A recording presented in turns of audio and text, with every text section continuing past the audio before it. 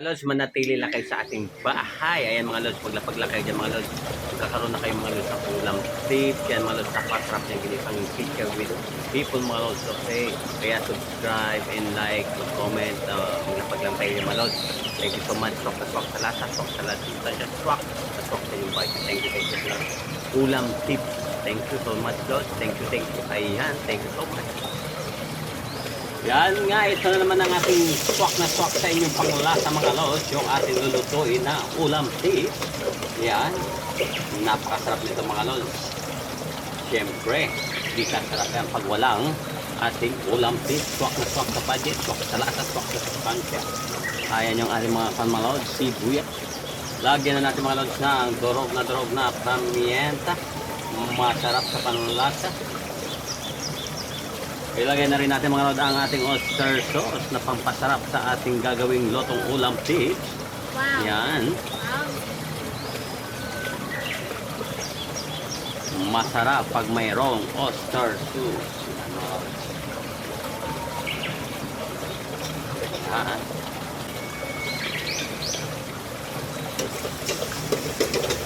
Ginisang. Ayan mga lods. Siyempre, susunod natin mga lods yung ating yan, ginisang pechay. Ulam tips ng mga lods. Swak na swak sa inyong panlasang Pinoy. Sarap na walang katulad. Ulam tips mga lods.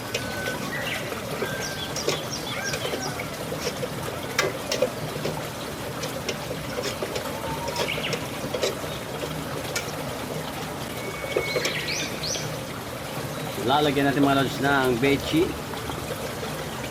Yan.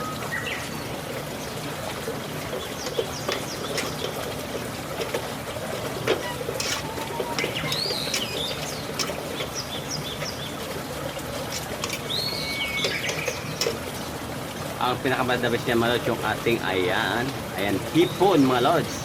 Yan ang ating lagay sa ating pichay mga lods. Yan, napakasarap niya mga lods. Swak na swak sa inyong panlasa yan mga lods. Binalatan na natin yan mga lods. Swak na swak sa panlasang Pinoy.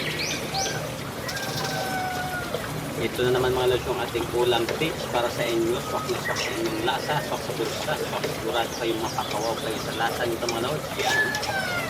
Yung isang pichay na mayroong hipon mga lods. Yan, napakasarap niya mga lods. Kaya anong ginagawa, mag-stay ka lang sa ng ating bahay at hindi ka magtulong sa ating pag-stay at huwag nyo kalimutan mag-share, mag-like, and mag-comment. Okay?